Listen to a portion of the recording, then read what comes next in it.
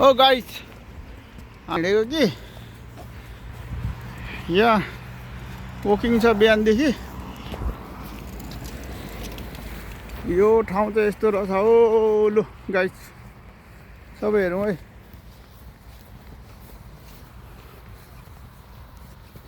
हरियाली चाहिँ रहेछ। अब अलिक दिनपछि हिउँ परेर यहाँ बसिसक्नु हुँदैन चिसोले। यतिखेर सिजन रहेछ, मान्छेहरू सबै निस्किने है। हामी तीनजना चाहिँ अस्मित, हाम्रो रुद्र, म, हामी तीनजना चाहिँ निस्केको।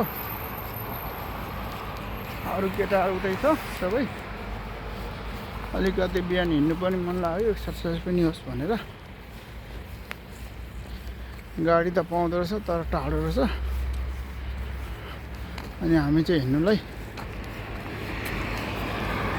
आएको। बिहान बिहान मार्केट खुल्दैन रहेछ यहाँ प्रायः जसो।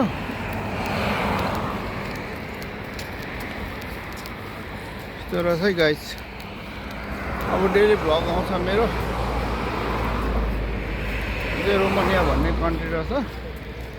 खासै त्यस्तो राम्रो कन्ट्री चाहिँ होइन यो, गरिबै देश रहेछ।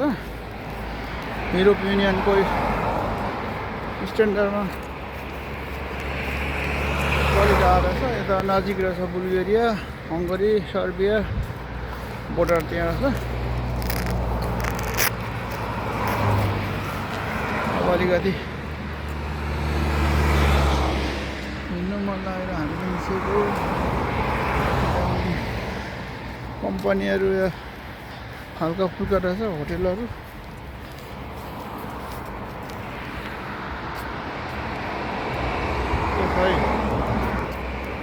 ए बाटोहरू चाहिँ यस्तो छ। ठिकै छ बाटो, जताततै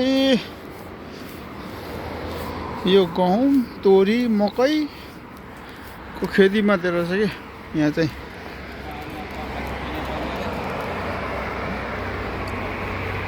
अब यस्तो छ गाइज, घुम्नु पर्छ घरमा बस्दा बस्दा। हामी निस्किया हो।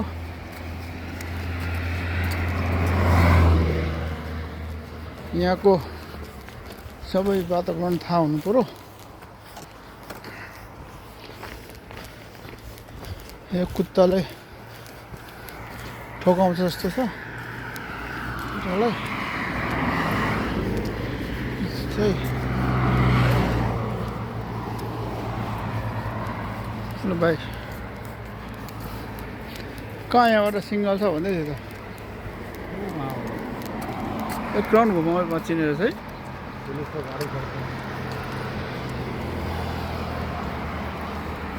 ओके गाइस, अब चाइना मार्केट पुगेछु। भ्लग आउँछ गाइस। See you.